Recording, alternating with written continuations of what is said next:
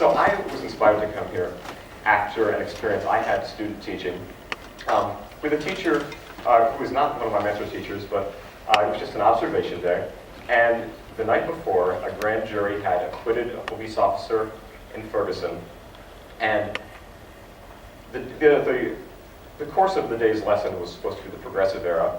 And so students were put to work.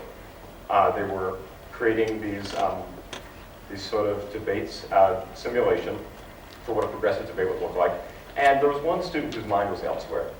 And he asked the teacher, how can this be happening? I don't understand. Not in the sense that he didn't understand the riots, but he didn't understand how that could be happening in a place like the United States of America. And, you know, in the midst of this work on something else, the teacher came over, conversation started, and you know how these things happen. Pretty soon, a huge amount of the class was circled around these student and teacher, and everyone started talking about it. And for 15 minutes, it was really a remarkable discussion to be a part of. It was the kind of engagement that a teacher is only going to see out of students a few times a year, if that. And then after those 15 minutes, an amazing thing happened. The teacher apologized in the sense of, oh, I'm sorry, we got off track. We should go back to what we were doing. And that's amazing, because any person, any observer with any sort of degree of perspective on this would say, which of these things is more important right now? Why aren't we talking about Ferguson? And yet, that teacher has my total indulgence for apologizing, because, you know, it makes sense. When we shepherd kids from class to class, 58 minutes here, 58 minutes there, with a tidy 5 minutes in between, there's no place in the school when you're supposed to talk about Ferguson. And frankly, I think that's a scandal. I think it's a scandal that there are a few things in addition that we don't talk about. So my school reimagined is a place where we do talk about Ferguson and many other things. In fact, I went through and I really thought, what are the things that make up an education? And I boiled it down to fine things and important things, because what else is there? Fine things, those things that make life more rich or wonderful or valuable, those are things that we talk about. I'm not a science teacher. I'm not qualified in the slightest. I haven't even been in a science classroom for 9 years. It actually means I'm about as qualified as the policymakers who set the curriculum, so I think I'll still weigh in. But in science, we do touch on some of these things, and the kind of the beautiful parts of science, right? So exploding stars and black holes and really pretty colorful fish, and that giant squid that we don't actually know if it exists, but we think he's down there somewhere. And those are guilty pleasures in the science curriculum for the most part. They get touched on, but it's sort of like, well, you're getting kind of bored of the parts of a cell, so let's hit that. And I don't understand for a minute why that is, because any student's going to remember more time spent talking about how a Papa Elephant takes care of his family than what was the official bit of the curriculum. It's going to be more lasting, and I think that that's something that should be receiving state sanction. We should go out of our way to teach about Papa Elephants and giant squids. And it goes for all sorts of fine things out there. A classroom is basically a collection of people who are basically inexperienced and have a lot of struggles before them, and one person who is very slightly less inexperienced and also has gone through a lot of struggles, but to be where they are has surmounted some of them. And every teacher has those things, those quotes or those authors or that music or that movie that he or she is going to go back to in times to find solace. And yet those aren't really the things that you see on the walls of the classrooms. I guarantee you that the quotes that teacher finds meaningful are less likely to appear than "this is what plagiarism is." And again, I don't understand why.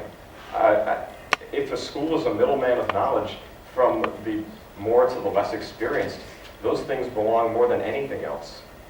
And you know what especially belongs as a fine thing are those things that have just almost aged out, those parts of our culture that aren't really our experiences or our parents' experiences, but the experiences before that are quite fine that we wouldn't hear otherwise. I am completely fine with taking some time and making sure that every high schooler hears Nat King Cole sing Unforgettable, or Frankie Valli sing Can't Take My Eyes Off of You, while you're sliding down the pole. I am totally fine that every high school student has time to see Fantasia, because if fine things are those kind of pinnacles of human achievement, what qualifies more than, just to me, different teachers, different fine things, but for me, animation, the idea that you can put a series of pictures together and get fluid motion out of it, that's a fine thing. Important things. So GVSU recently sent me an email. It was directed towards business majors, but it sent an email offering this clinic to how to survive a golf outing. And that's, since golf is a very important predictor of future success in business, that of course is an important thing for their curriculum.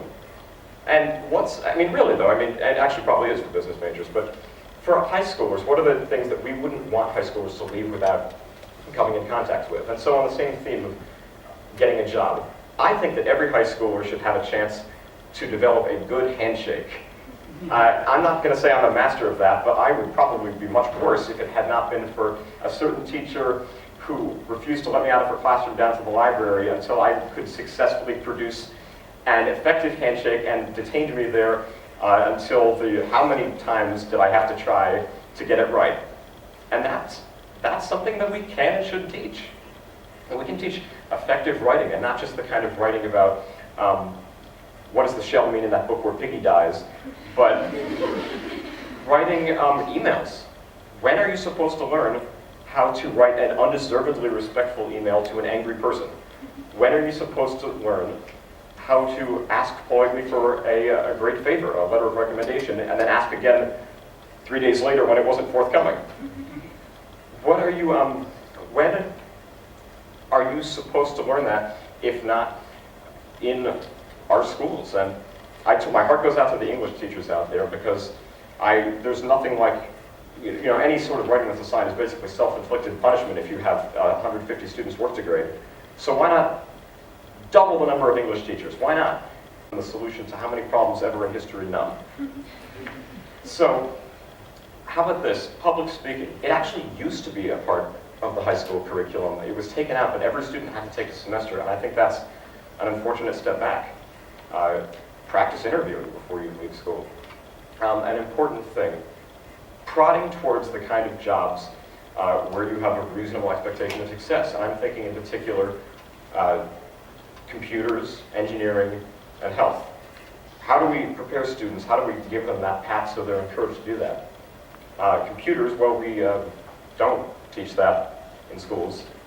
And it means that if you're going to learn about programming before you go to college, there's basically one way to do it, and that's you pick it out on your own. And when we pick things out on our own, we think to ourselves, am I a computer person? Is that me? Am I the one who would pick up the skill? And if you're, there's a stereotype. And if you're, a lot of self-respecting people will say, no, that's not me. And seriously, it gets to be a problem when a lot of those people are the half of the population that is female, again, because of what the perception is of who is a computer person. So we have no idea what kind of possible programmers there are out there. And I would think it would be great if we could give every student an opportunity to just that kind of push, just like we do in math or science, to say, well, you don't know if this is going to be for you, but you don't know if it's not going to be, so let's put that out there. Same goes for engineering. Health, we do teach health in high school.